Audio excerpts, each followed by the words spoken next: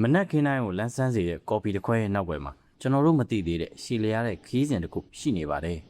။ကမ္ဘာပေါ်မှာဒုတိယမြောက်ရောင်းရဆုံးကုန်စည်ဖြစ်တဲ့ကော်ဖီဟာတာမန်အစိတ်လေးတွေကနေအဖိုးတန်ဖြော်ရည်တစ်ခုဖြစ်လာဖို့ဘလို့ခက်ခဲတဲ့အဆင့်ဆင့်ကိုကြော်ဖြတ်ခဲ့ရတယ်လေ။ကျွန်တော်နဲ့အတူတူလေ့လာကြည့်ရအောင်။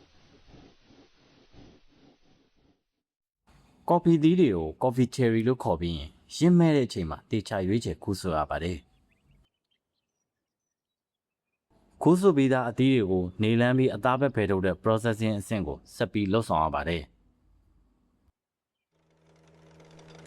မဲလင်းအဆင့်မှာတော့အပြင်ခွန်တွေကိုဖယ်ထုတ်ပြီး green coffee bean လေးတွေဖြစ်လာအောင်လုပ်ရပါတယ်။